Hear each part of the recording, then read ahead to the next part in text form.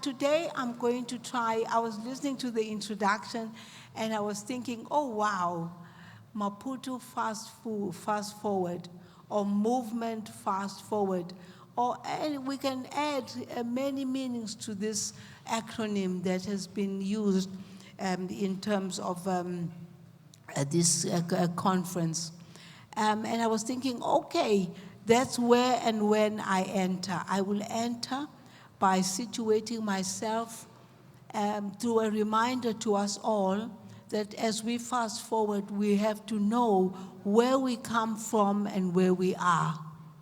Because I think it's very important for us to understand the significance of the past in particular ways, not necessarily through the voices or the prisms of the nationalists, but really through the learned experience and the lessons that we take from the past so that we can craft alternative societies, societies that are based on love for each other, but also respect and all the difficult challenges that we face as human beings.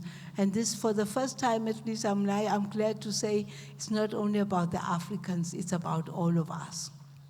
So I'm going to enter, where do I re-enter?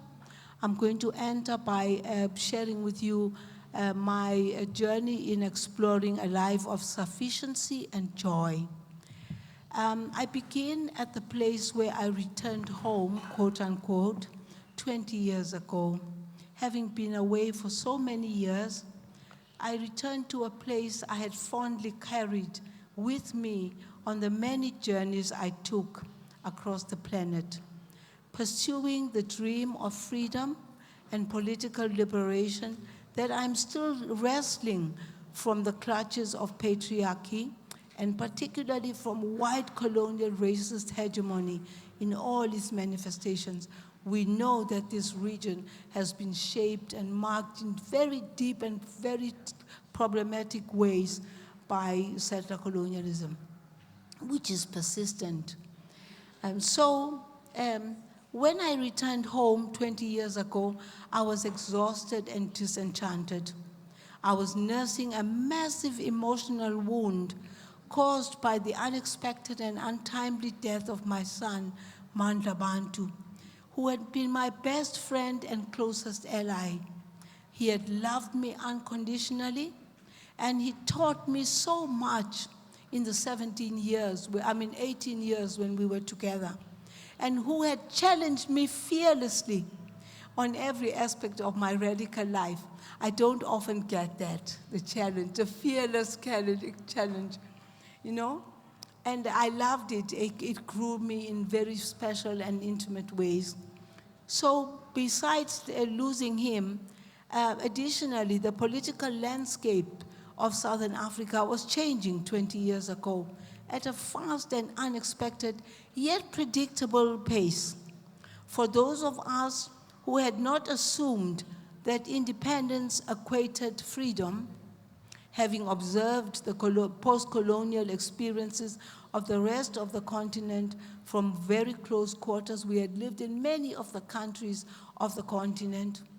The so-called transition by countries like South Africa to bourgeois democracy was really just a replay of the same old colonial manipulative playbook. Same thing, different day. But I had been forced by these essentially anti-radical circumstances to return to one of the most repressive and intolerant dictatorships on the continent, and I had no choice. Zimbabwe had already tried to deport me for allegedly being a homosexual, because I wrote about sexuality, and I also wrote about women who love other women, and how beautiful it is, and how much more natural it is than heteronormativity. And of course, adding to that was that the women's movement, which I had considered a home away from home, had betrayed me by remaining firmly clasped in the embrace of reactionary nationalism.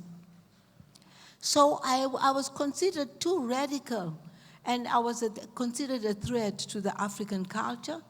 So there I was, hanging by the skin of my teeth, and I had to return to a place that could arrest me and incarcerate me on any pretext, and which still can, but which could not deport me because of birthright.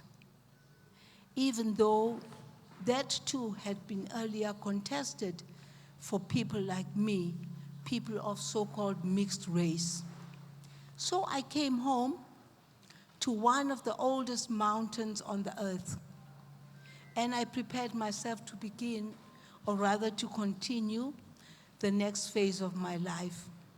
I had been steeled in the furnace of life, had survived the many vagaries of living away from country without the assurances that had helped my comrades make it through exile. Nonetheless, I had not fully anticipated just how vicious the heteropatriarchy of the so-called family is. The backlash was swift and fierce, and it continues to date. And the battle to survive it by reminding myself every single day that I love being radical and feminist. This has been both exhilarating and deeply exhausting. In hindsight, I should have anticipated some of the backlash and hatred that I've encountered since my return, mainly from family and neighbors who harbor a deep-seated resentment that I came back a different person, yet still entitled, to live on the mountain in my own chosen ways.